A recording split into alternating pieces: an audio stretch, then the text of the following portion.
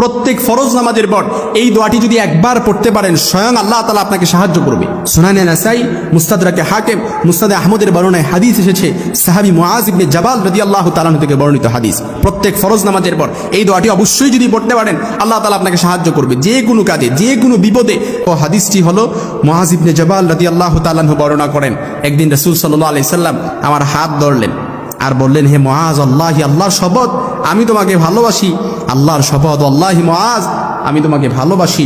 এই ভালোবাসা থেকে আমি বলছি মুআজ, আমি তোমাকে ওসিয়ত করছি, তুমি প্রত্যেক ফরজ নামাজের পর যদি এই দোয়াটি পড়তে পারো, এই দোয়াটি কখনোই তুমি পরিহার করবে না। আর এই দোয়াটি যদি পড়তে পারো স্বয়ং আল্লাহ তাআলা তোমাকে সাহায্য করবে। এই দোয়াটি আমরা সকলেই পারি। আল্লাহুম্মা আইন্নি আলা যিকরিকা ওয়া শুকরিকা ওয়া হুসনি ইবাদাতিক। একেবারে 3টি শব্দের দোয়া। আল্লাহুম্মা আইন্নি, শুরুটা হচ্ছে হামজা, পরেরটা হচ্ছে আইন। আইন্নি